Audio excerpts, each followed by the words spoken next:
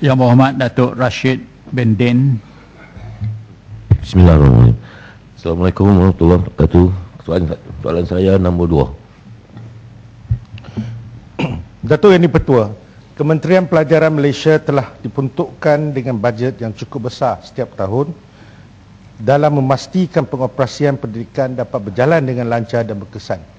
Misalnya, pada tahun ini Kementerian Pelajaran diperuntukkan sejumlah 37 bilion ringgit yang merangkumi 30.9 bilion ringgit, iaitu 83.5% bagi perbelanjaan mengurus dan 6.1 bilion ringgit, iaitu 16.5% bagi perbelanjaan pembangunan. Usaha ini adalah sejajar untuk melahirkan modal insan berdaya saing sebagai persediaan ke arah mencapai status negara maju menjelang tahun 2020. Secara umumnya, hitung perbelanjaan bagi seorang murid di sekolah rendah dan sekolah menengah untuk 3 tahun kebelakangan secara puratanya adalah RM3,354 untuk sekolah rendah dan RM4,039 bagi sekolah menengah. Malahan, kerajaan turut juga menyediakan 22 lagi bantuan persekolahan berjumlah RM3 bilion setahun kepada murid berdasarkan kriteria kelayakan yang telah ditetapkan. Selain itu, kerajaan juga membiayai sepenuhnya pelajar program matrikulasi Kementerian Pelajaran dengan peruntukan secara purata setiap tahun sebanyak RM9,100 bagi setiap pelajar, meliputi yuran pengajian, bayaran peperiksaan, yuran penginapan, allowance wang saku dan juga aktiviti co-curriculum.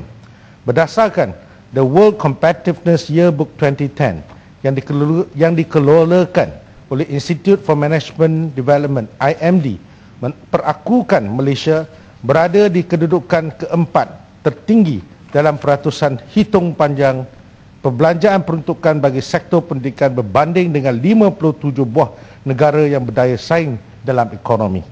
Dalam laporan tersebut, ada dinyatakan bahawa negara Thailand berada di kedudukan ke-32, Singapura ke-53, Filipina 56 dan Indonesia ke-57.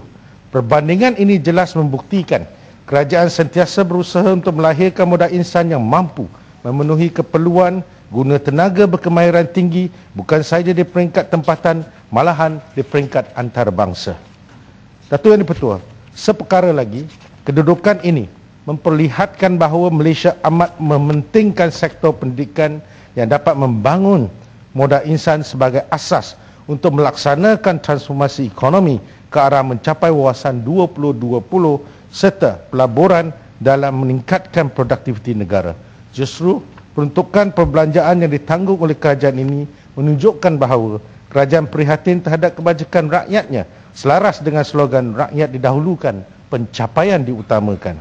Maka, usaha ini adalah bertepatan dengan keperluan dan kehendak rakyat sesuai dengan tema bajet 2012 iaitu Dasar Transformasi Nasional, bajet membela rakyat, mensejahterakan negara. Terima kasih. Ya, sila Yang Mahmud. Terima kasih Yang Betul. Terima kasih Menteri yang telah menjawab dengan panjang lebar. Dan soalan saya pendek saja. Dengan perbelanjaan yang diutarakan, adakah ia menepati sasaran kementerian, iaitu ialah memenuhi satu daripada KRA, Key Result Areas yang telah ditetapkan oleh kementerian? Dan seperti lagi, apakah Key Performance Indicator yang jangka pendek yang ditetapkan oleh kerajaan dalam hal performance, dalam hal pembelanjawan untuk pembelajaran? Terima kasih. Terima kasih Yang Berhormat.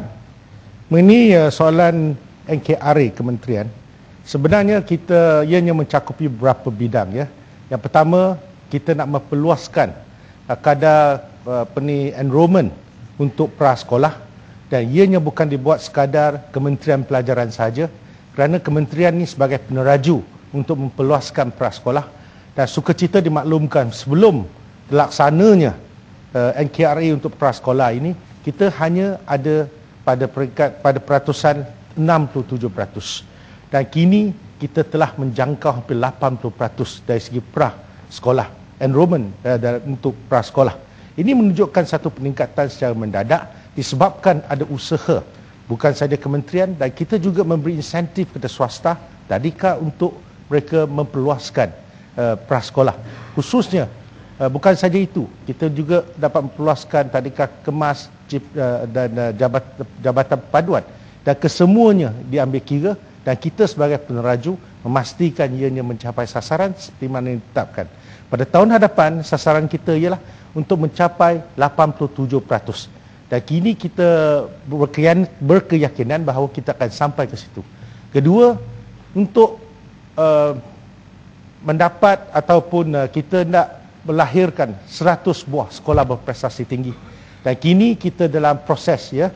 Ini adalah fasa yang kedua, di mana tahun pertama kita ada 20 buah sekolah, dan tahun ini kita jangkakan lebih daripada 30, dan pengumuman telah dibuat secara peringkat, dan kita mencapai sasaran kita, ya.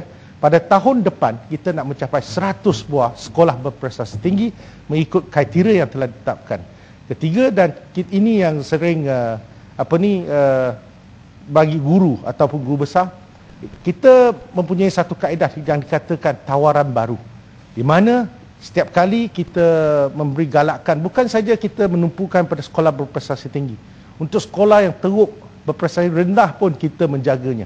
Sekiranya terdapat peningkatan, maka tawaran baru ini seolah-olah kita beri satu ganjaran kepada pengetua atau guru besar.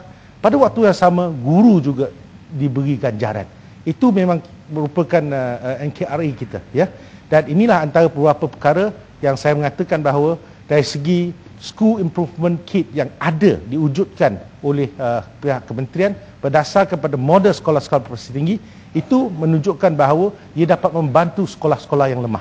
Dan saya rasa peningkatan itu memang mengagumkan. Ini antara contoh yang saya maklumkan kepada Yang Berhormat, dan kini untuk makluman Yang Berhormat, apa yang telah kita sasarkan, kita telah mencapai target kita, ya. Dan mengenai soalan KPI dari segi perbelanjaan, ini saya mengatakan bahawa perbelanjaan dalam konteks kementerian ni kita melabur, ya. Dan dari segi perbelanjaan untuk pengoperasian sekolah itu memang kita kena kekalkan, ya. Dan kita berikan per capita grant yang cukup, yang sama kepada semua sekolah. Itu memang kita tak kurangkan pun.